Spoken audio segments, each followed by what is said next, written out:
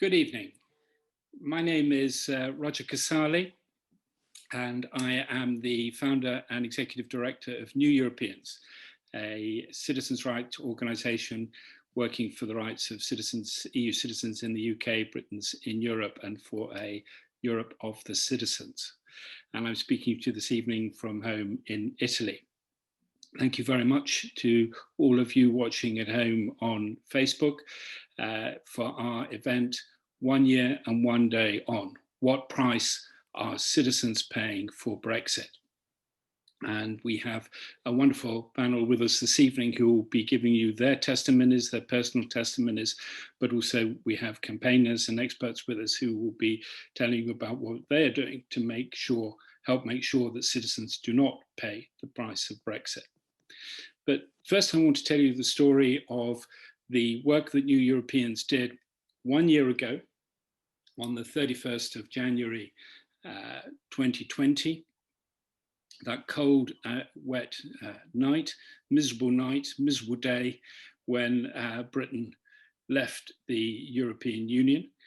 And Europeans had our Tiger team out on Parliament Square in London that morning, and outside Europe House in the evening. In fact, we were the last ones to leave Europe House in the evening, and I promised our team we would be the first ones back when, as I hope, one day Britain rejoins the European Union.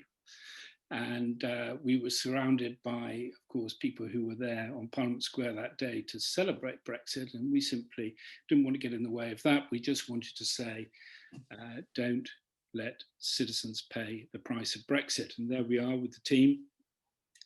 My thanks to all of them again, Raluca Enescu, who is out of front from Manchester, and my colleagues Elsa Chris, Kate Willoughby, the actor and writer who campaigns as the suffragette Emily Davidson, Joan Pons-LaPlana and others. And we are in fact standing in front of the statue of Millicent Fawcett, a famous suffragette, on Parliament Square, who's holding up a banner, and that's a silhouette of Millicent Fawcett that you can see there. And on Millicent Fawcett's banner it says "Courage calls to courage everywhere," and on our banners it says "Don't make citizens pay the price of Brexit." So that was the banner. And there we are in front of the statue of Millicent Fawcett. And we had a press call, and here are the members of the press. They were photographing us and we were photographing them. And it was important then as now that we get the message to the world that whatever is happening with Brexit, a lot of people think that Brexit is done and dusted. Citizens are still paying the price of Brexit, and we must not allow that to happen. We also, on that day, had our team, another Tiger team out in Brussels in front of the European Parliament, again on the morning of the 31st of January 2020, again with the message, don't make citizens pay the price of Brexit. And there weren't too many people around on that day, on that cold, wet day as it was in Brussels, but fortunately, some of the people around were Ursula von der Leyen and David Sassoli, who, the President of the European Parliament, who walked past, and we know, just sometimes you need a bit of luck, we know that they saw our sign too. And then in the evening, we stood outside, as I said, outside Europe House for our candlelit vigil. And again, we made speeches outside Europe House. And there you can see us with our candles. The candles are all lit at that point, but it was a windy night and a lot of them unfortunately blew out, but not all of them. So we still keep the light on for citizens and for the UK and Europe. And there we are on Smith Square outside Europe House on the night of the 31st of January 2020, again with our signs, don't make citizens pay price of Brexit. What you can't see is on the other side of the road, there was a, if you didn't know, you would think they were a crowd of sort of noisy hooligans whose team had just sort of lost the match and they'd been in the pub because they were very rowdy. I mean, I don't say that all Brexit supporters are like that, but these Brexit supporters were like that. So fortunately we had the police there who protected us, and we were able to make our point, and we're making this point again tonight, which is don't make citizens pay price of Brexit. And each of our team took it in turns there. There on the left, you can see Avilia Zavarella from Italy and Raluca Inesco, who's Polish, who's a community worker in the southwest. Each of us in turn made our testimonies, and there we have Ekaterina on the right as well, who is with us this evening. And Kate Willoughby made a wonderful speech connecting the battle for the rights of citizens with the suffragette movement as well. And the next day we managed to get the message out across the world. There we are in El País newspaper in Spain. And I say this because, again, just to make the point again, a lot of people think, particularly outside the UK, that somehow this job of Brexit is done and that there's no problem. Well, there is a problem. There's a big problem for not just for the 5 million EU citizens in the UK and Britons abroad, but for many British people who want to perhaps retire in the EU or who spend part of their life in Britain, part in the EU. But also we know for many care workers, we're going to hear about that, who perhaps also spend a lot of their life moving between the EU and the UK. Life has become much more complicated and challenging, difficult and costly, and we're going to hear about that from our panel this evening. So it's important that we get this message out. Don't make citizens pay the price of Brexit. And that was our manifesto at the end of 2019 into 2020. The list of things that we want for EU citizens, but we're not here to show you that. You can see that on our website at neweuropeans.net. But we're not here to talk about the manifesto this evening. We're here to hear personal testimonies. And one of the people you saw in that presentation, Raluca Inesco, runs the Work Rights Centre in Manchester, giving advice to EU citizens who live in the area and who have been affected by Brexit and perhaps may have difficulty in producing the necessary documentation to secure their settled status. And what I'm going to show you now, just before I move to our panel, is a short interview with Raluca, one of the people from our Tiger team outside Europe House on the 31st of January 2020 with ITM, which I think sets the scene very well. So could we see the video, please, of Raluca? The Work Rights Centre, we have seen a lot of people who either had trouble proving their residency because they had been living informally and working informally, being denied a work contract, pay slips, their proof of employment from unscrupulous employers. And we have also seen people who just don't have the habit of bureaucracy very much. And some of them were exploited by all sorts of agents and accountants who charged them a lot of money for a process that was supposed to be simple and that people were supposed to do for themselves. And this is why at the Work Rights Centre we have taken on board this task to help people step by step with their settled and pre-settled status applications. It's now time for me to introduce our first speaker, Caitlin Boswell, from the Joint Council of the Welfare for the Welfare of Immigrants. And Caitlin's just been working on an important report about the position of care workers in the UK. And I'm sure she can tell us about that as well. Over to you, Caitlin. Thanks, Roger. Yeah, so I'm here. Thank you very much for having me today. And I'm going to talk a little bit about my work campaigning for EU citizens' rights through reform of the EU settlement scheme, which is the scheme designed to allow EU citizens resident in the UK to apply for continued right to reside after Brexit. So the main issue with the scheme is the fact that the way that the government has designed it means that it will create a significant new population of irregular migrants. So anyone who's unable to apply by the cut-off point at the end of June will fall out of status and rights and become vulnerable to the hostile environment and policies that include detention and removal. So that means that people who have lived and worked in the UK for years and have built their lives and families here could be criminalised for working, driving or accessing benefits simply for living their daily lives. So we've just done some research looking at the experiences of EU care workers resident in the UK with the EU settlement scheme.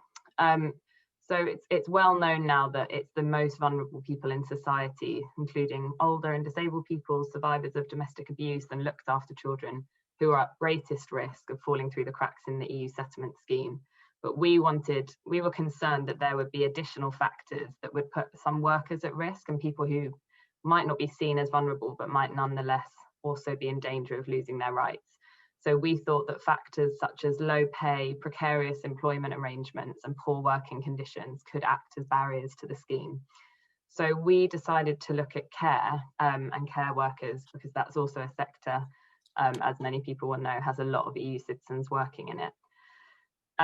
So we spoke to just under 300 care workers from across this very varied sector, using an online survey and an in-person survey. So we spoke to people online and through visits to care homes.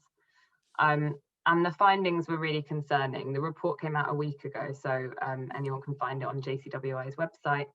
And the main thing we discovered was that, as we were worried, it's not just vulnerable EU citizens who are at risk of being left behind, but it's also care workers and other key workers, the very people we're relying on right now to get us through the COVID pandemic. We found that really concerning numbers of EU care workers didn't know about the scheme. So one of the stats was that 1 in 7 people we surveyed online didn't know what the EU settlement scheme was, and 1 in 3 people surveyed in person hadn't heard of it before we met them. And then secondly, many more of the people who had heard of the scheme didn't understand how to secure their rights or when to apply. So they maybe didn't have the knowledge that would enable them to secure their rights. So we found that 1 in 3 people didn't know that there was a deadline to the scheme or didn't know when it was. And more than half the people we spoke to in person didn't know when the deadline was. So some really worrying stats there. Another main finding from our research was that it's not just vulnerable EU citizens who need support and assistance helping them to apply. Almost half the people we surveyed online told us that they'd received help with their application, and 77% of those people said that this help was either quite or very important. But the research showed that the support and outreach the Home Office is providing isn't adequate to meet the demand. The Home Office funds 72 organisations to assist vulnerable EU citizens. And while these organisations deliver really vital services every day, this barely scratches the surface of what's needed to reach those vulnerable EU citizens, let alone to reach those not perceived of as at risk, such as care workers. When we asked the people we spoke to whether they would know where to look for assistance with their scheme, 93% of them said they wouldn't. So this obviously paints a really worrying picture.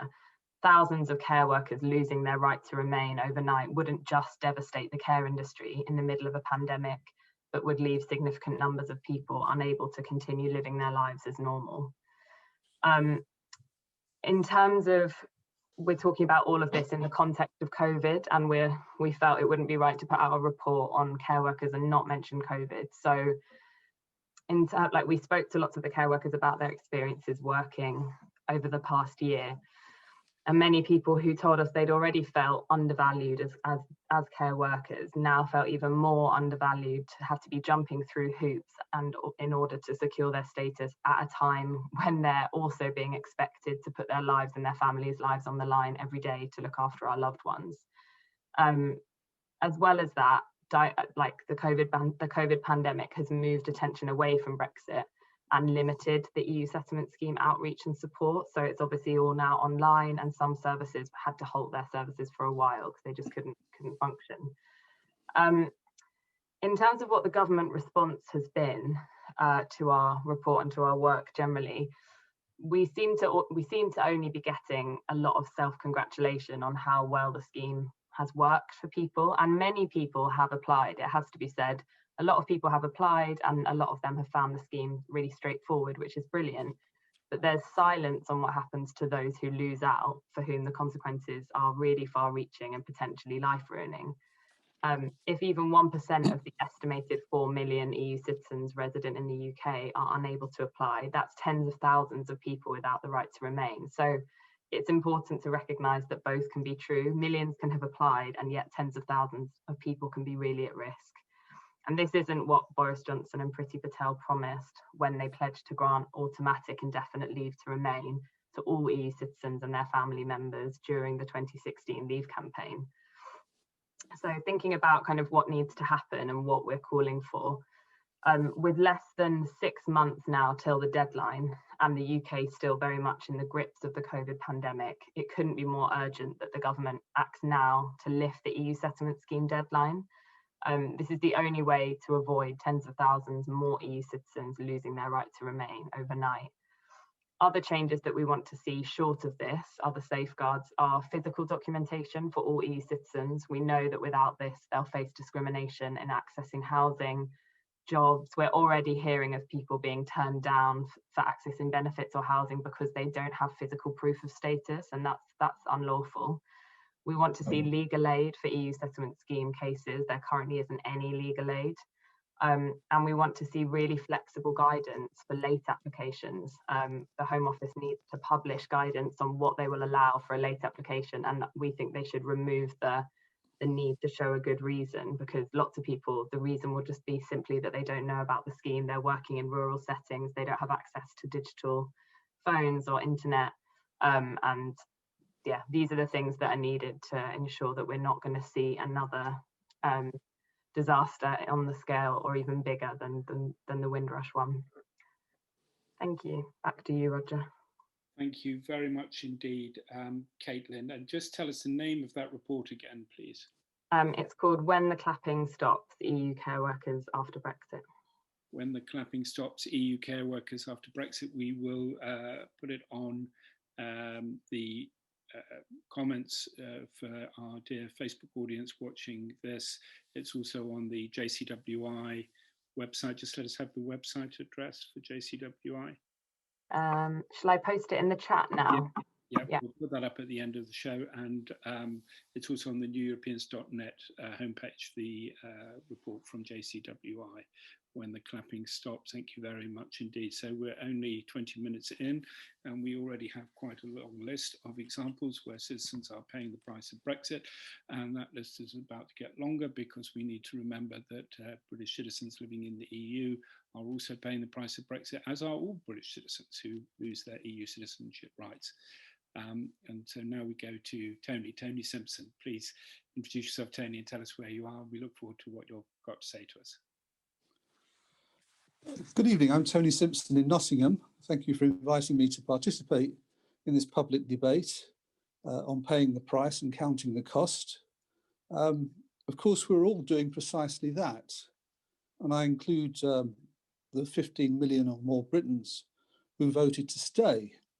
For we shouldn't lose sight of the massive diminution of the European Union's citizenry as a consequence of Brexit, nor of the precarious nature of the status of EU citizen which Brexit has exposed. Britons are beginning to feel the impact of their apparent loss of status as EU citizens now that the transition period has ended. I say apparent because the permanence or otherwise of EU citizenship is under scrutiny at the European Court of Justice. And we're watching closely the progress of the different cases there, which address directly the status of EU citizenship. I have Irish as well as British nationality, and thus remain an EU citizen. I'm glad to be so. Some 60 million Britons seemingly are no longer EU citizens because of Brexit, although the court has yet to have its say. My focused activism as an EU citizen was sparked by the outcome of the Brexit referendum in 2016. What could we do about it? I searched the European Parliament website and discovered that as an EU citizen, I had the right to organise a European Citizens Initiative. And I consulted with colleagues at the Bertrand Russell Peace Foundation where I work, and we decided to launch the first of two successive ECIs entitled Retaining European Citizenship. We used our contacts in the European peace movement to help form our committee of 7 EU citizens resident in 7 EU member states. This first initiative eventually gathered about 12,000 endorsements. Unperturbed by our low score after 12 months, we proceeded to round 2 with our successor ECI entitled Permanent EU Citizenship. Endorsements went up like a rocket when it eventually opened for signature, registering more than 80,000 in the first 2 weeks, mostly but not exclusively from the UK. Regrettably, we couldn't maintain our initial momentum with our second initiative and gathered some 120,000 endorsements after 12 months, passing the threshold in the UK but struggling elsewhere. The target, of course, is 1 million endorsements, so that then the Commission has to make a formal response to your initiative. Now, it was a huge injustice and democratic failure that some 3 million EU nationals resident in the UK were excluded from voting in the 2016 referendum, the outcome of which was to have such profound consequences for their lives. This exclusion follows a pattern of disenfranchisement of citizens who exercise treaty rights to move around the European Union. And this has given rise to a new European Citizens Initiative, Voters Without Borders, which is presently open for signature. And I urge you to endorse this initiative if you're able to do so.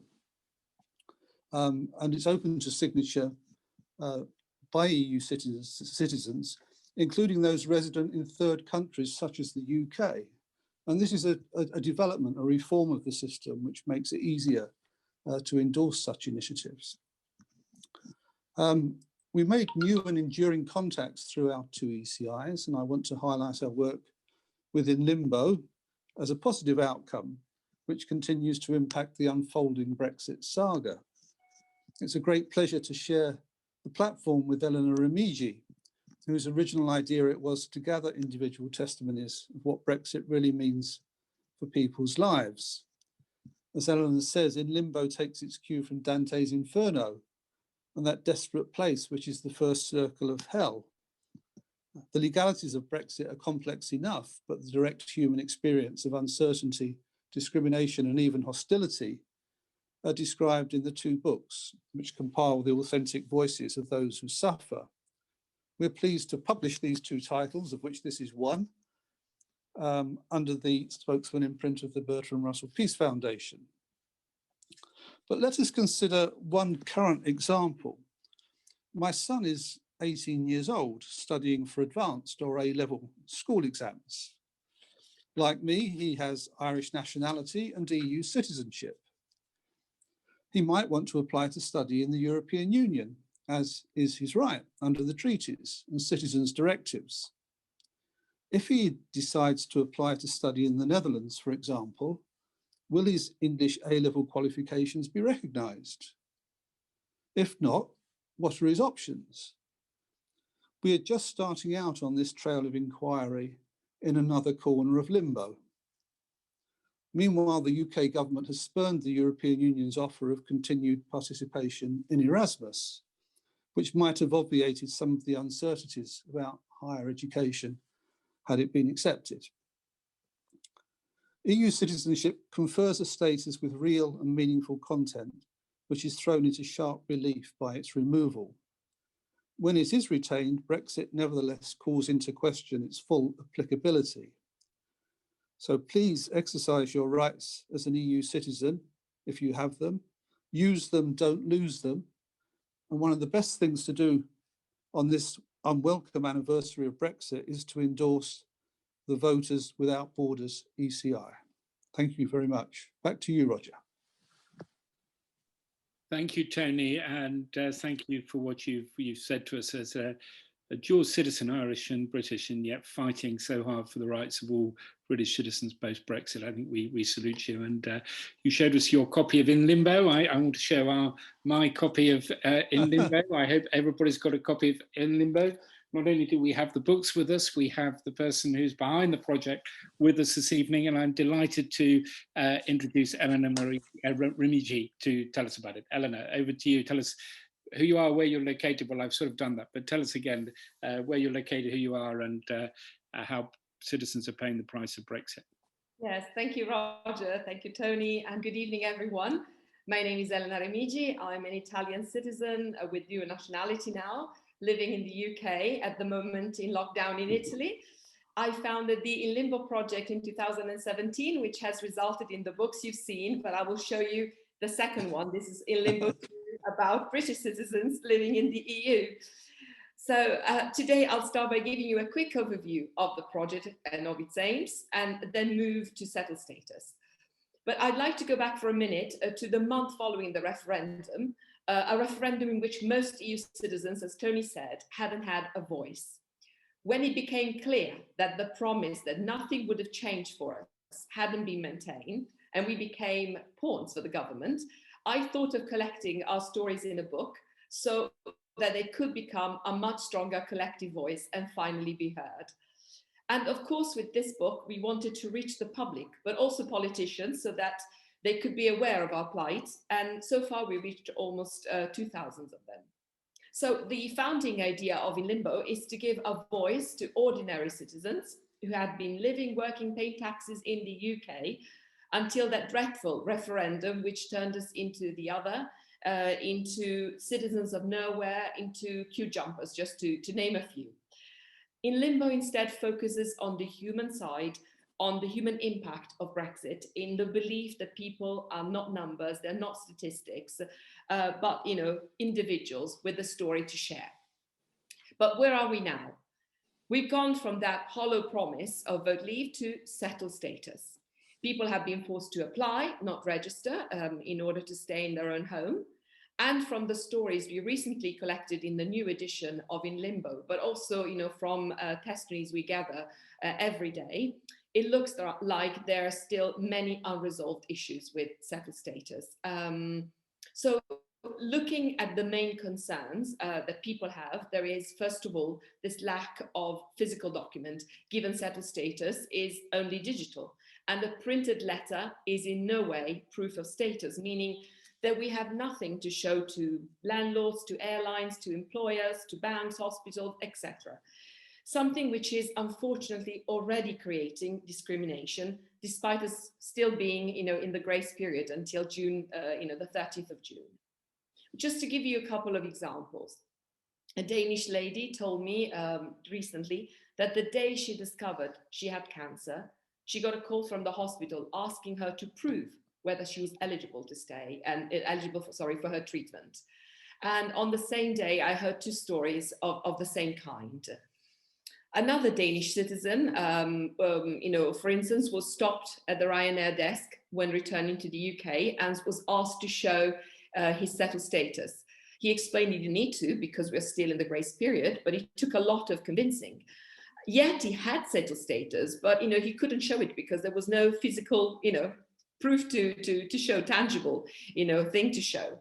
And we have seen other citizens, Finnish, Maltese, Romanian, with the same problem.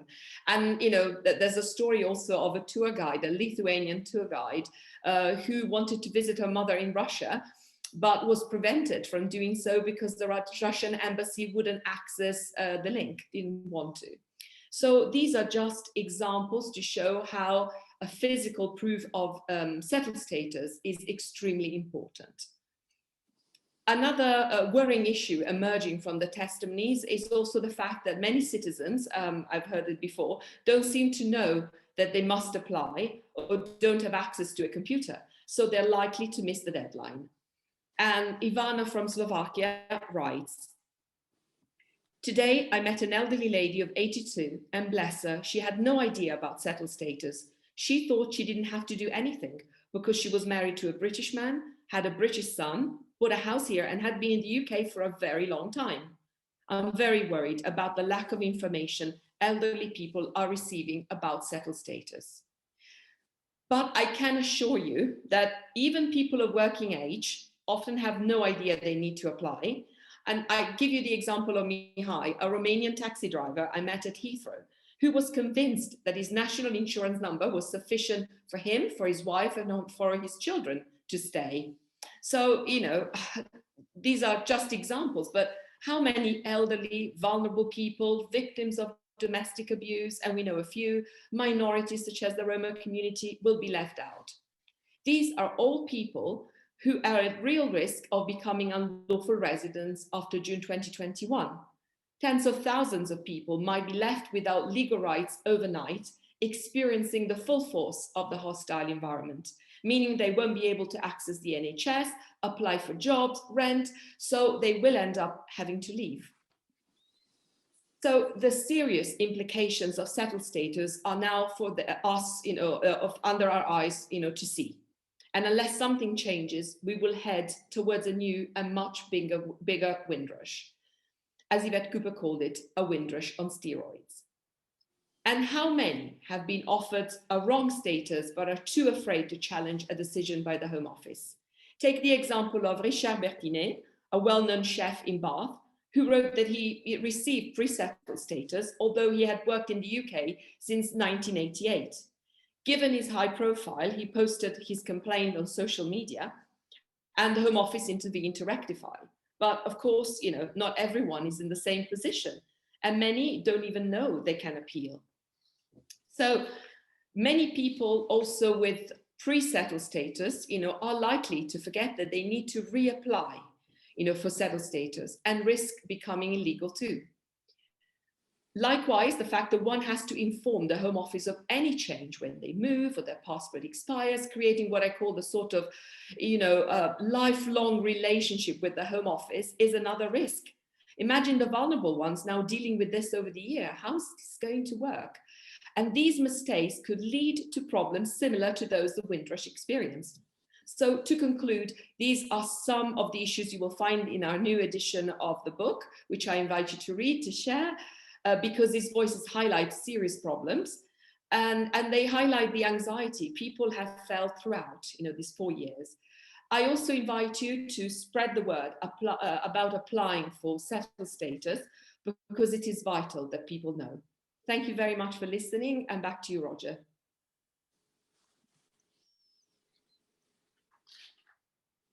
Thank you, Eleanor. Your voice and the voices in your books, in Limbo and in Limbo 2, a reminder of what a cold and chaotic and complicated and challenging place in Limbo is. And somebody who I'm sure could tell us all about that from not just you, you could tell us about it from Dante, so could our next speaker, Paul Weller, I'm sure, given his academic interest, but he's not going to do that. I don't think he's going to tell us about his personal experience in Limbo and that of his family. And so I pass now to our next speaker, Paul Weller. Paul, over to you.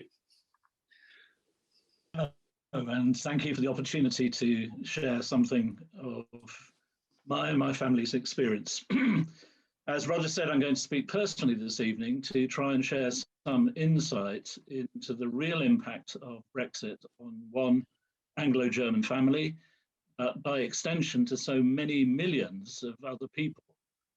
So much of the economic reality of Brexit in terms of its impact at the moment is currently hidden beneath the continental impact of COVID, but this is doubly so in relation to Brexit's almost silent, but nonetheless deeply corrosive impact on human beings like myself and my family, who've lived the European dream for over 30 years and are now faced with the reality of living behind by what I, by analogy, call the Brexit curtain that has now come across our continent between the UK and the rest of Europe, as once there was an Iron Curtain. And if anyone thinks that imagery too dramatic, and of course, mercifully, despite the kind of rhetoric one hears sometimes from Brexit zealots, it's not accompanied by the threat of mutually assured destruction.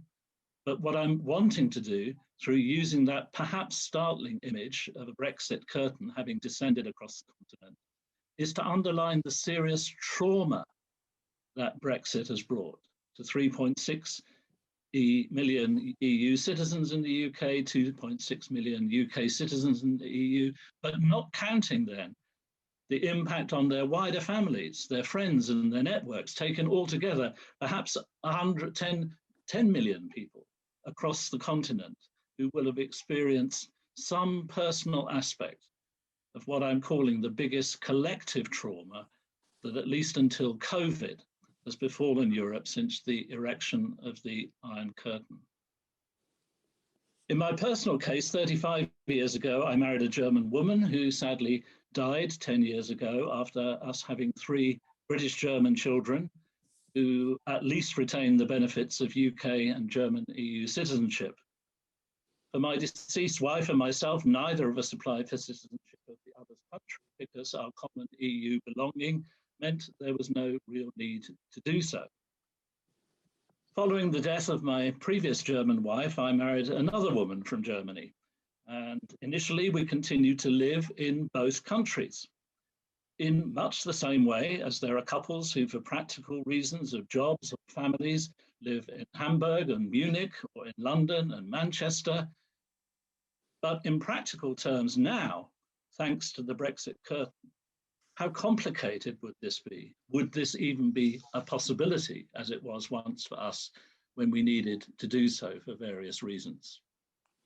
And then almost from the time when my current German wife came to live with me in the UK, the potential of a coming Brexit curtain was beginning to cast its long shadow onto our lives. Because of knowing how immigration law had so badly impacted on people in the so-called Windrush generation of Caribbean settlers in the UK, we already started to collect copies of our ferry, plane and boat tickets, just in case, despite what the Brexiteers assured, the promise of no change of status, but actually it did turn out to be the case following the referendum result. And ever since 2016, it's been a case of negotiating the ins and outs of daily life, which has been almost impossible for over 4 years now in terms of avoiding having constantly with one another and with others and families and friends to speak about Brexit and its implications. And even those mechanisms that were supposed to bring stability, such as in the UK, the so-called pre-settled and settled status, have caused constant anxiety, and if one is honest, anger. Obtaining settled status for my German wife, even though we're relatively well educated and well connected in terms of internet connections and all of that, was a profoundly anxiety-provoking and unsettling experience. And the actual attainment of settled status, as evidenced by a letter which explicitly states that the letter cannot be used as evidence of such a status, leaves one feeling actually profoundly unsettled. And that was immediately followed by the same when my wife, because she was fortunate enough to be married to a UK citizen, was able directly then to apply for UK citizenship. But because she's also German, this needed to be done promptly within the so-called transitional year if she were not to risk losing her German EU citizenship because of the generally restrictive German stance on dual citizenship. And because of that risk, unlike the settled status application, which we chose to manage on our own, on top of the exorbitant UK nationality fees of £1,300, we had also to take legal advice and bear the economic costs of doing that. And then there's been the over 3.5 years that I've waited for an initial response to my own application for German nationality, made from outside the country on the basis of what my work might offer to the öffentliches Interesse Deutschlands, together with over 30 years of strong integration within the town of Boppard am Rhein in Germany, from which I'm currently speaking. And again, another set of legal costs. And as things now stand, despite having family caring responsibilities in Germany and a power of attorney in matters of health, social care and finance for an elderly relative living in a nursing home here, unless and until my German citizenship application is successful, I will have to leave when my Schengen days limits are up, or else risk being fined and excluded from the zone for a period, which then means, if there is real family emergency need, that I will not be able to come back.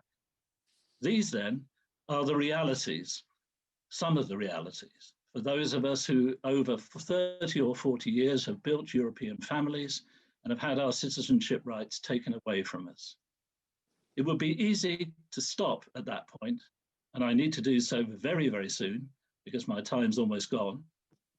But somehow one has to try and find the energy and the vision, both personally and politically, to start again, to break through this Brexit curtain, just as did many individuals and civil society organizations when Europe was divided by an Iron Curtain. Just over 20 years ago, my son, when playing a video game, asked me the question, "Dad, what's the Soviet Union?" So it remains my hope that thanks to initiatives such as the New Europeans and others, perhaps in the not so distant future, my grandchildren might be able to ask, "Grandpa, what was Brexit?" Thank you so much, Paul, for a very passionate story, which reminds us not only of the practical difficulties, but of the anxiety and all of the emotional stress that goes with us and is still with us, and with so many of us facing these challenges in limbo. We now go to Ekaterina Dimitrova. Ekaterina, tell us your story, please. Ekaterina Dimitrova, that's the correct pronunciation. Well, hello and very good evening to everyone. And thank you so much for the invitation to speak to Roger and to New Europeans. And I would like to thank all the speakers for their amazing stories. And I found them very, very inspirational, especially Paul. I loved what you said about the biggest collective trauma after the World War II and end of Cold War. I totally agree with that statement. So about myself, my name is Ekaterina Dimitrova. I am here in London, UK. I'm originally from Bulgaria. I moved to the UK around 10 years ago to pursue my higher education and then continue my career. I'm an activist and writer. I'm a founder of an NGO called Community of Global Leaders. And I'm also a board member of the Young European movement here in London. So I'm campaigning for the rights of EU citizens and for more awareness in Britain about the EU and now post-Brexit. So today I'm not gonna talk about politics. I'm just gonna give you really my personal story and how Brexit affected and completely changed my life. And especially as I think I'm the only speaker who actually comes from beyond the Iron Curtain, as Paul said when your son asked about the Soviet Union. So my parents, they actually had to live beyond the Iron Curtain. And for my country, where I come from, the European Union was the brightest dream for us. And I remember when I was a child, we still weren't part of the European Union. So when I was 15, 16, we joined the EU, and that was probably the best moment in our modern history. And we all cheered. I campaigned. We're on the streets. We're celebrating when we joined the EU in 2007. And I remember I asked my father, can a country actually leave the EU? And I remember my father said, I don't know. Maybe they can, but who would ever leave the EU? And I still remember that asking my father that question. And to be honest, never in my right mind, I thought a country would ever voluntarily leave the EU and all the benefits that it will get. So as a young girl, I always admired the UK. I admire British culture. So I wanted to pursue my education in the UK. And I moved here in 2012. So from the very first day that I arrived in the UK, my rights as an EU citizen were restricted. When I arrived, I couldn't legally work in the UK. Bulgaria and Romania, out of 192 countries around the world, were the only two countries that we couldn't work in the UK. The reason why was because the then government of David Cameron and Nick Clegg, they imposed a 7-year restriction period for people from Bulgaria and Romania to access the labor market. So when we joined in 2007, that period would extend till 2014. So in that period, we couldn't work unless we get a yellow card, which was a work permit. So in order to be able to legally work as EU citizens, we had to send our original ID documents and wait for around 1 year before we could ever work. So when I arrived in 2012, it was September, and the restrictions were going to end in 2014. So I thought to myself, is it really worth it to wait for 1 year to get a work permit, which would last for 3 months before 2014? But obviously, I had to sustain myself, and I was able to not work for 1 year, but then I had to work. So I ended up applying for this yellow card, and that took a year of my life, and it was extremely painful and anxiety, long period of time. And obviously I didn't have a UK address at that time, so there was a risk of me losing my ID documents. So at that point, when the restrictions were lifted for our two countries and we were able to work in the UK, then a huge assault from the media started, especially driven by some of the people who then campaigned for Brexit. So there were constant headlines about the potential influx of migrants from Bulgaria and from Romania who are going to take all the jobs of British workers. So around the time of end of 2013, beginning of 2014, it was a constant headlines every single day. It was a lot of fear mongering. So obviously this campaign ended in a few months when there were not influx of migrants. But what this campaign that back then created was a fertile soil for the 2016 referendum, when all these half-truths and misconceptions were all these posters with migrants coming to the UK, all this disinformation was spread. So from this moment, that was just, let's say, start of this whole campaign for Brexit. That really raised the debate about the referendum. And then the next year, when the next government was elected, the referendum was actually put in place.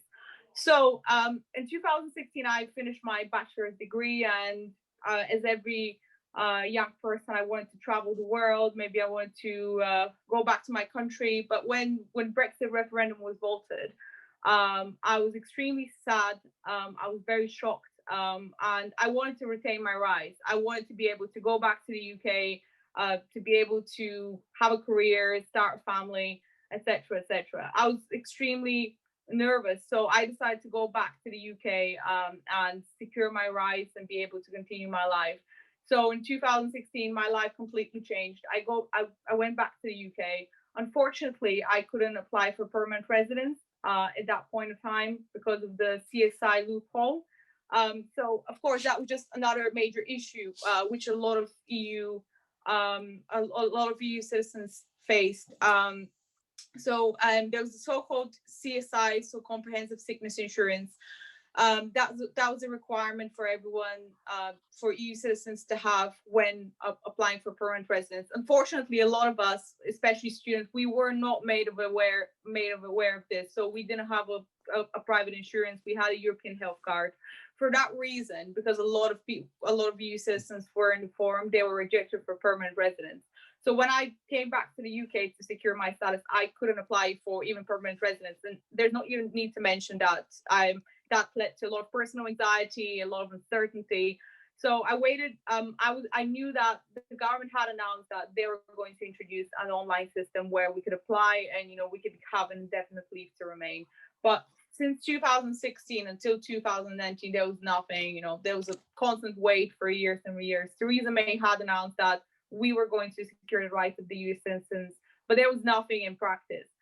Finally, the system was open in 2019 when the settled system. Unfortunately, as the previous speaker has mentioned already, there was no physical proof of settled status, and that wasn't sufficient for me, and I knew that wasn't enough. So I knew that I had to apply for British citizenship because that was the most secure way for me to have my rights guaranteed after Brexit. And this is when the whole process started. And it is one of the most challenging and bureaucratic processes that I ever had to face. And I did it without any legal help. And I'm actually surprised I managed to do it. So the whole process took me around 1 year of time, and because of the pandemic, that time became longer and longer because the biometric centers where you provide your documents were closed for around 3 years during the first lockdown. Of course, I don't want to burden you with a lot of details about the application process, but I'll try to just summarize it in a few words.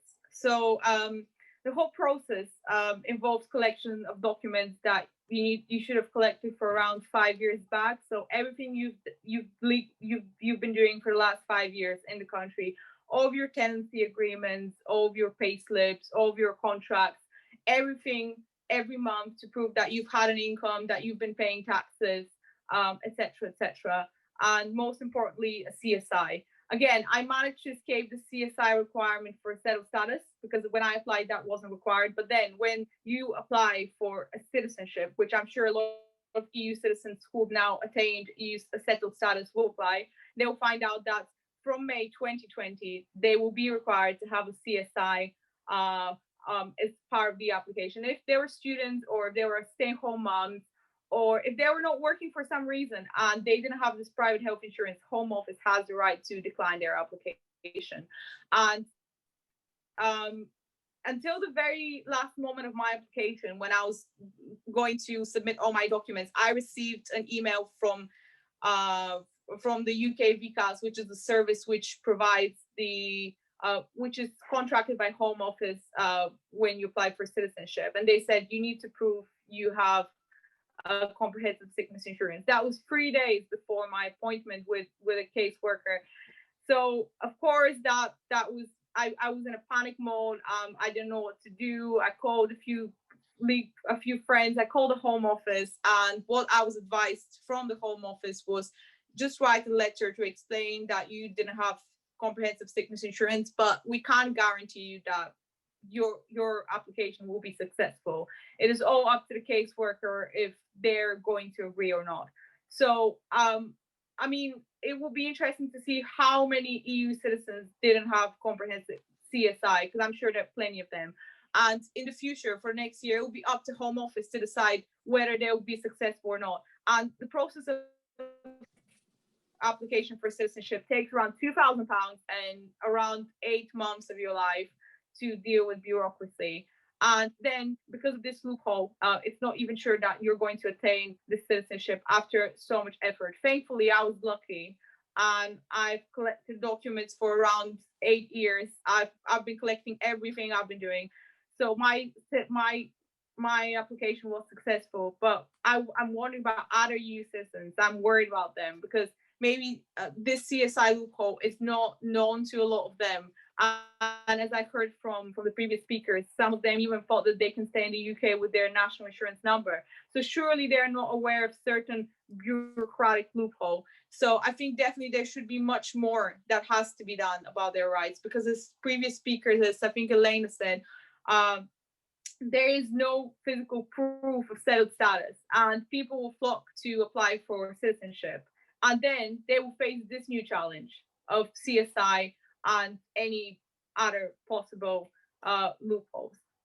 Thank you so much, Ekaterina. That's absolutely incredible story, and it takes us on nicely to Michael Arapis, in fact, who is facing exactly the type of problem, Ekaterina, that you have pointed to. But we're going to need to move across now to make sure that we get everybody in. It's a story that you've had so many battles to fight, and it's incredible, the passion, energy behind that. Thank you for sharing your story with a very positive outcome in the end, for at least in your case. But what a journey! How complicated life became for you. Michael Arapis, over to you. Tell us your story, please. Tell us where you're located, who you are, and share your story with us. Michael, thank you, Ekaterina. Thank you so much. Hello, good evening, everyone. Can you hear me? Yeah.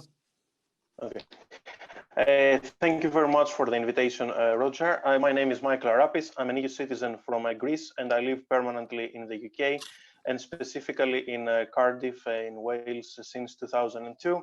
I'm also the treasurer of the New Europeans Association Limited and the chair of the New Europeans here in Wales. So it is a pleasure to be with you here tonight to discuss the important issue of the comprehensive sickness insurance, or CSI. Just briefly to say that I studied for my law degree and my 2 masters in law here in Wales. The first was an LLM in international commercial law, and the second an MA in cybercrime and terrorism. This is my adoptive country, and I would like for several years now to apply for a UK citizenship. I fulfill all the criteria, obviously the English language requirement, residency, and I have already passed the life in the UK test. I also got my settled status in August 2019. The only obstacle then to my application is the dreadful CSI that, like so many thousands of EU citizens, I was not aware about. This is an extremely unfair requirement that is specifically targeted to full-time students and self-sufficient persons. As far as the students are concerned, it is unfair since they're being penalized for studying and paying tuition fees. It means that for the time period that you were a student, you should have, in effect, private healthcare insurance, either from a UK provider or from your home state. Please note that most people were unaware of this requirement, and even when I subsequently mentioned this issue to them, it was very difficult to explain that something like this even exists. This is due to the fact that for years they reasonably assumed that they were covered from the services of their GP. So consequently, they did not know that private healthcare insurance was required as well. The absurdity of the system is that if an individual was claiming unemployment benefit, now universal credit, for the same period, so even or even throughout the whole 5-year period, did not have to provide evidence of CSI and could apply successfully for the permanent residence card or PRC and successively for UK citizenship. Thus, because I wasn't aware of this while I was studying for my first master's back in 2015-16, I was not able to apply for a PRC and subsequently for UK citizenship as I intended several years ago. Even worse, the 5-year clock for the PRC was reverted back to 0, and my 14 years at the time in the country were in effect erased. When eventually the settled status scheme was introduced, I was relieved because I believed that I would be able to apply for the UK citizenship a year after I obtained it, thus in August 2020. Unfortunately, I was shocked and devastated when the issue of CSI resurfaced as a requirement on the 15th of May 2020. Thus, the fact that settled status was rendered in effect a document of lower significance compared to the PRC is extremely worrying. The situation became worse and more ambiguous in late 2020 when it was announced that the period of qualifying time would be extended from 5 years, that it was all these years, to a period up to 10 years. This caused great stress, agony, and confusion because at this moment I cannot even find when I will be eligible to apply for citizenship. I feel extremely distressed that after almost 18.5 years of lawful residence in the UK, I cannot apply for UK citizenship due to an obscure requirement that I was not aware of while I was in full-time education. Had I known about CSI, I would have happily paid for a private healthcare insurance earlier, as I actually did when I found out about it. The notion of the CSI is a rather unreasonable and confusing requirement that ironically emanates from EU law. Therefore, now that the UK is completely outside the EU, this requirement could be omitted as a gesture of kindness and compassion towards a minority of EU citizens that are suffering for no reason at all. Alternatively, a reasonable amount of money, similar to the amount that is required as insurance payment on an annual basis, could be introduced as a fine in order to cover the lack of the CSI retrospectively. Finally, this is an issue that affects dozens or even hundreds of thousands of EU citizens in the UK, and a fair, just, and reasonable solution should be found quickly so that law-abiding citizens would be allowed to apply and obtain UK citizenship. Thank you very much. Back to you, Roger. Thank you, Michael. These are heartbreaking examples of the individual stories where the goalposts have shifted since Brexit, and your life plans depend on things continuing as they were for you, as was promised. But as we can see time and time again, that is not the case. And we come now to Richard Appleyard, who is going to tell us a story about the challenges faced by his daughter. And Richard is speaking to us from Spain. Richard, over to you, please. Yeah, thanks, Roger. I'm speaking to you from the south of Spain in a place called Chiclana, which not many people have heard of. So basically, I want to talk about my daughter. And I'd just like to describe the effects of what Brexit, exacerbated by the COVID pandemic on my daughter, who was born in England and came to Spain when she was 2 years old. So our family is made up of three of us: my wife, my daughter, aged 37, and my wife and I have now taken Spanish nationality.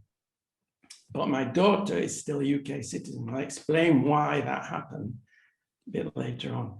We came to Spain with BP in 1985, and we spent a 3-year period afterwards in Brussels, where I worked as an engineering manager. And previously I'd worked in, after leaving university in England and Scotland, and I'm a member of the Colegio de Ingenieros de Caminos, Canales y Puertos in Spain, and was one of the first British people to be accepted. I'm just trying to give you an idea of how integrated the whole family was in Spanish life. Since 1985, I've paid taxes and contributions to the Social Security in Spain. And now I'm a pensioner receiving pension from Spain and the UK. I came to manage 2 projects in the Canary Islands, and we thought we'd stay about 2 years. However, with the breaking up of the petroleum monopoly in Spain, more and more projects were started. And I'm very glad to say that we're still here. We decided from the beginning that we would like my daughter to learn Spanish, and we put her into a Spanish kindergarten called a guarderia. As our time here was extended, she entered the Spanish education system and later went to university in Madrid, where she obtained a degree. She had various part-time and full-time jobs before she joined a European multinational in Madrid, and she owns a flat in Madrid. The company later closed the Madrid office, and she was transferred to Rome. And later, when the Rome office closed, she was moved to Venice, where she lives and currently works. She's lived in Italy for 8 years. With the results of the Brexit referendum, in which we could not vote, like many other people, my wife and I decided to apply for Spanish nationality, which we were granted over a year ago. As my daughter wasn't resident here, she couldn't apply for nationality. So she applied for Italian citizenship in mid-2019. My daughter is culturally and emotionally Spanish and European. Most of her friends are in Spain and Italy. Her links to the UK are absolutely minimal. She lived there for the first 2 years of her life, and the other 35 years in Europe. The only thing she doesn't have is an EU passport.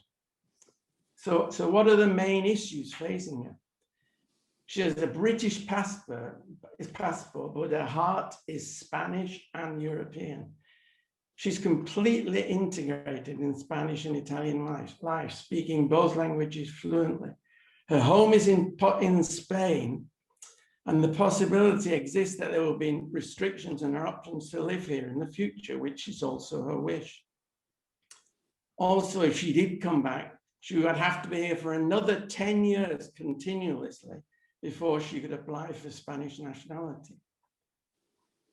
The COVID crisis has meant that she is effectively furloughed and is particularly worried about the situation which could arise if she were to lose her job before she was given Italian nationality, in which case she would like to return home to a home in Spain. In the case of a no deal, in the case of after the withdrawal agreement, she might find it too difficult to get back. In no way do we blame the company for this situation. They have acted logically given the environment. But we think the blame has to fall directly with Brexit. Her application for citizenship take 4 years to resolve, so she doesn't expect a result for more than 2 years. If she gets a job, if she keeps a job, it's vital that she should have freedom of movement. She could be transferred anywhere in Europe. If free movement of British expats in the EU is not agreed, it will severely restrict her career opportunities. And would mean that her options for returning home to Spain would be limited. To summarize, if my daughter were to lose her job, she would be in the following situation: UK passport, Italian permanent residency, hopefully, although that's now changed because of Brexit, awaiting Spanish nationality, which could be another 2 years yet, flat, family and friends in Spain, and if she lost her job, she would have to stay in Italy until her nationality was approved, and she would have very little income until she found a new employment. But for a UK national, get the feeling that getting a job in the EU will not be that easy. We feel strongly that we are like collateral damage from the disaster that Brexit is, and it's causing us all a lot of worry and stress. We're all convinced Europeans, and we would have voted against Brexit if we'd been allowed to. But we're concerned about our daughter's status post-Brexit. We feel that she is being penalised for living in the European dream, basically. She's dedicated her whole life to being a European citizen. She's lived 2 years in the UK. We strongly feel that the EU should support cases like this one with a European green card or even passport. And that the Spanish and Italian government should also consider giving priority to UK citizens who ask for citizenship. My daughter's lived for 25 years in Spain, passing through the whole Spanish education system from kindergarten to university. It seems unfair that she cannot be granted or even apply for Spanish nationality. We can foresee no circumstances she would want to return to the UK to live. Any ideas would be greatly welcome. Back to you, Roger. Thank you very much indeed, Richard. Dear Facebook audience, you are watching Brexit 1 year and 1 day on. What price are citizens paying for Brexit, counting the costs? And as we heard at the start of our programme from Caitlin Boswell of the Joint Council for the Welfare of Immigrants, while many situations have been guaranteed and protected through the legislation and the EU Settled Status Scheme in the UK, there are many, many exceptions, many, many examples of difficulties and challenges, serious challenges that individuals and their families still face. Very grateful to our panel. My name is Roger Casali from New Europeans, and we have a wonderful panel with us this evening telling their individual testimonies and stories and sharing their experience and expertise.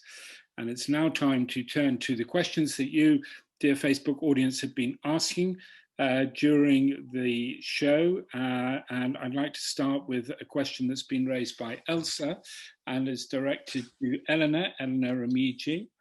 We've been hearing about, Eleanor, about all the problems that people face because of gaps in the legislation, but if that wasn't bad enough, people also face problems because people don't know what they don't know. People who have the entitlement don't get that respected in certain life situations because mistakes are made, misperceptions. People think they don't have the entitlement even when they do. And this happens, for example, in relation to renting, applying to rent accommodation. And Elsa asks Eleanor whether through all the testimonies in your that you've collected in the Limbo books, have you come across situations, Eleanor and Remigi, where people have, for example, applied to rent a flat and have been turned down, told they don't have the necessary credentials, they don't have settled status, when in fact they do, because people simply don't know. The people renting the flat to them don't know the immigration rules. Have you come across that kind of situation? And please tell us about it.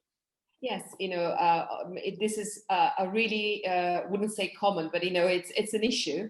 And the rental, actually, Landlords Association has warned and actually has backed overwhelmingly, to have having a physical, not only a digital document, but a physical card, because landlords are very confused. Sometimes it's not even wanting to discriminate, but they don't know, and they're afraid of fines, which can go up to £5,000. So there's the example of Nicoletta Pedis, an Italian who had lived in the UK for 12 years.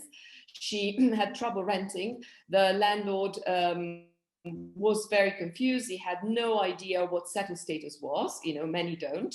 He seemed, he wanted a letter from the Home Office saying that she was allowed to stay. Of course, we're still saying we are still in the grace period. So, obviously it shows the lack of information. And in the end, it took a week to manage, to be able for her to rent. But she, went through all that week, and that shows how difficult and how much landlords still don't know. And of course, EU citizens are exposed to this. Yes, so that's fundamentally an example of what can happen, because digital check requires a person to know how to do it, and many landlords don't even feel like going through all the process. Yeah, it's terrible. There are so many misperceptions. We're even aware of cases of people trying to get across the border, where the border people are not, or airlines. Indeed, we heard a story about Ryanair, didn't we, earlier on? Don't know the rules, particularly when we lack a physical proof of status. We also have a question directed at Caitlin Boswell from the Joint Council for the Welfare of Immigrants, who told us about the position of many EU citizens in the UK in care homes who are not aware of the requirement to apply for a settled status and at risk of falling foul of the legislation. Here's another vulnerable group that's being asked about, Caitlin. If I may, it's the question is, what happens if parents don't apply for settled status for their children, or carers for children in care? What would be the position of children who, due to the negligence of carers or parents, didn't get settled status in time? Thanks. Yeah, there's a lot of concern about children, because of the fact that unless their parents apply on their behalf, or their carers, as you say, they will be left without status as well. There's no exception for children with the EU settlement scheme. What is possible is that if you're a parent and you apply and you obtain status, you can just link your child's application to your own, so that your child therefore will have the same status. But this doesn't solve the issue of what happens if a parent is unaware about the scheme, which puts campaigning groups particularly concerned about children who are survivors of domestic abuse, who might be estranged from their families, children in the care system. There is a statutory duty on local authorities to apply on behalf of children in their care, but that doesn't include all children within the care system. It just includes those under Section 20. So care leavers, children who have some care support needs, they're not included in that. So organisations like CORAM and the Children's Society and Greater Manchester Immigration Aid Unit have been campaigning on this issue specifically, because of the fact that if we see children falling out of status for absolutely no fault of their own, that is a really, really worrying situation. But yeah, that's a really good question. Thank you. May I say something, Roger? Sorry. Yes, please do. Eleanor. Even sometimes children from normal families don't know. I mean, I've come across, for instance, Anna from Bulgaria. There's a story in the book, and she, she was speaking to an EU client, saying, doing her nails, she was a beautician, and saying she had applied for settled status. And when the person asked, how about your daughter? she just didn't know. And I had the same experience. I went to the hairdresser and I was speaking to, again, an EU citizen, and she was Polish, had no idea that the children had to apply. And so she said, oh, I will tell my whole Polish community. And, you know, I've, you know, all the people I've met before this pandemic started with children, you know, many of them had really no idea that the children, particularly they had young children, you know, very young children. It looked as if, you know, they didn't exist, they didn't have to apply. So that's a real concern. You're watching Paying the Price of Brexit, 1 year and 1 day on. And again, we hear, of course, people don't know what they don't know. They perhaps don't know that they need to apply for something to secure their status, or then they might find themselves applying for a job or a flat and finding that the person that on the other side of the table doesn't know what they know. And life is chaotic and complicated and challenging and costly. And not for the first time in history, we see that those who are most vulnerable and most risk in our society are the ones who pay the biggest price. And we've just heard about the situation for children who may not have their settled status secured. There's also costs. We've been hearing about the costs of Brexit, and we heard about Ekaterina's extraordinary story about achieving UK citizenship. And Ekaterina, there's one question on Facebook for you, which is, how much did it cost? What was the cost for you having to achieve UK citizenship? I think you did put a price tag on it, but can you remind us how much it was again, please? Yeah, sorry. So of course I'm going to answer this question. So first you pay 1,400. That's the base that you pay when you do the online application. So obviously I also paid, usually you don't have to pay for the biometric appointment, but I paid £150. So 1,500. And obviously I did a lot of phone calls, you know, to UK VCAS, to Home Office. I also did a lot of scanning of documents, which probably all of that is around £200. So yeah, I'll say like 1,600, 700, if I can be precise. Yeah. Also the Life in Britain test that costs, and the language test also costs. Yeah. Oh, yeah, that's a good point. That's a good point. So obviously you also need to take the Life in the UK test, which is before the application, which costs £65. And also you need 2 people to guarantee your application. They both have to be above 25 and a certain listed profession, and they should have known you for more than 2 years. So obviously this cost of sending back and forth this application with the passport picture, which has to be signed by your referee, that also is covered by you. So obviously they're like little hidden costs. So if I have to circle it, let's say £2,000. So like with all the additional costs. So there's a real price in terms of rights, not fully guaranteed, but then there's also a financial cost, not to mention the emotional and psychological traumas that we've been hearing about as well. And Mara Allen from our Facebook audience, and my thanks again to our Facebook audience for the questions that are still coming in. We're going to run this show until past, so we've still got another few minutes for your questions. Please keep asking your questions on Facebook. Mara Allen has a question for Michael Arapis.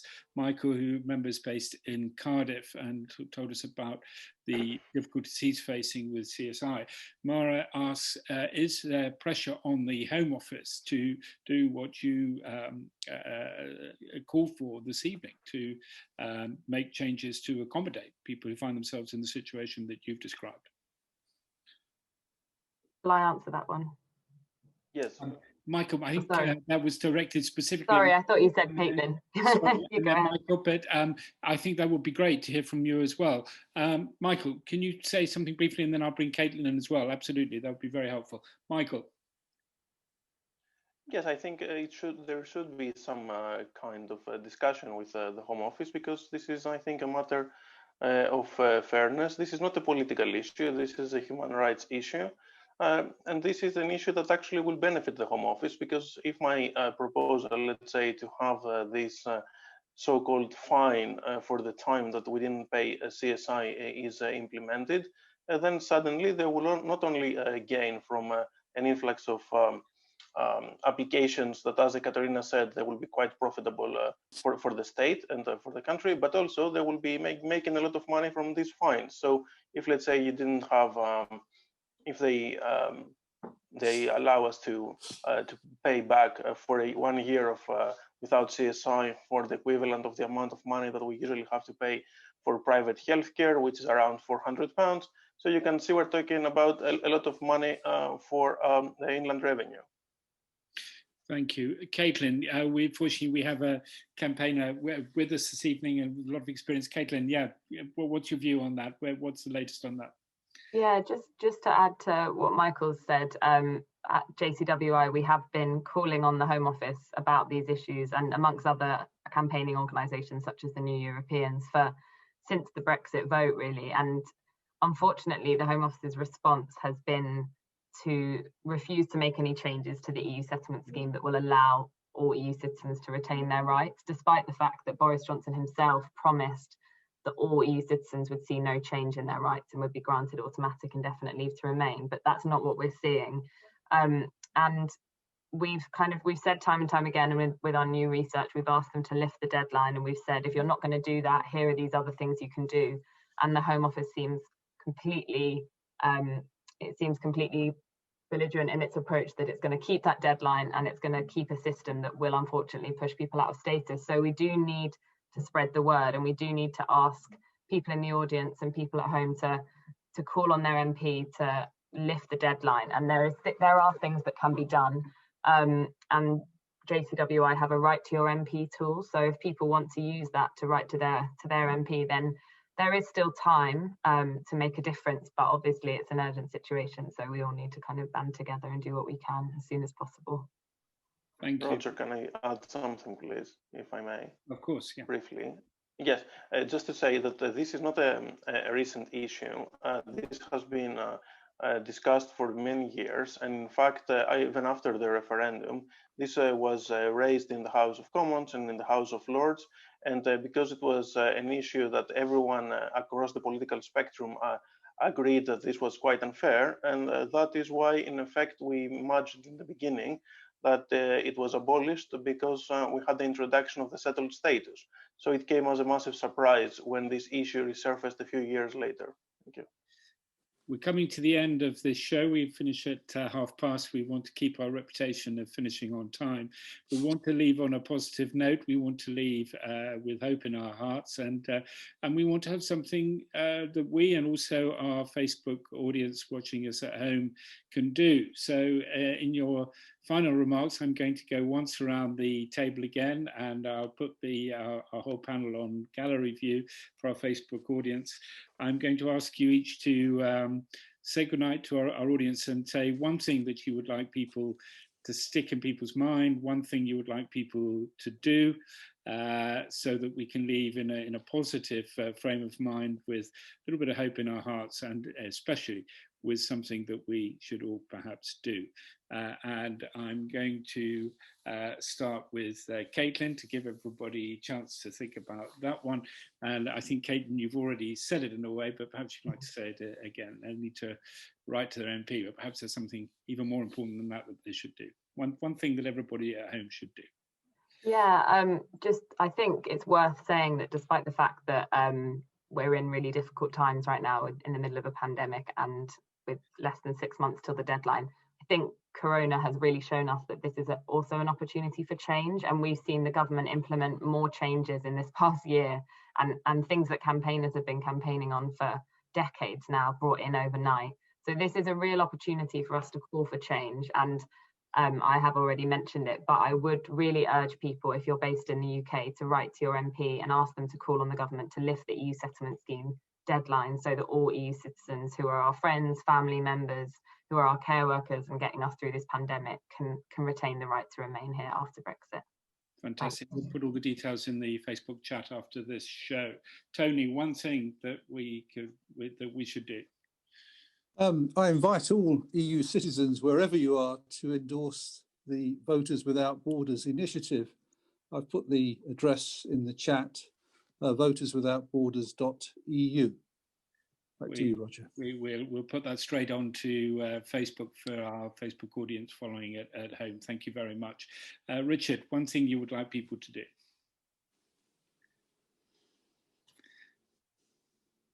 I think we have a second. Come back to Richard in just a second. Paul, one thing you would like people to do?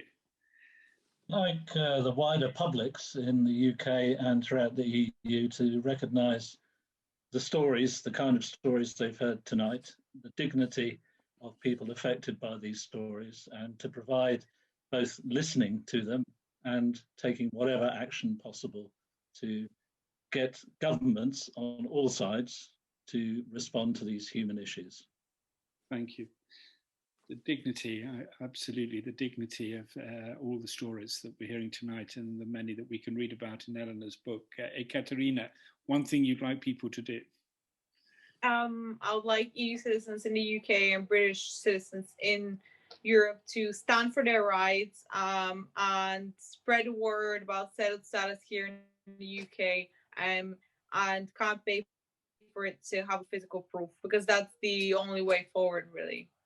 Thank you so much. Richard, one thing you'd like people to do?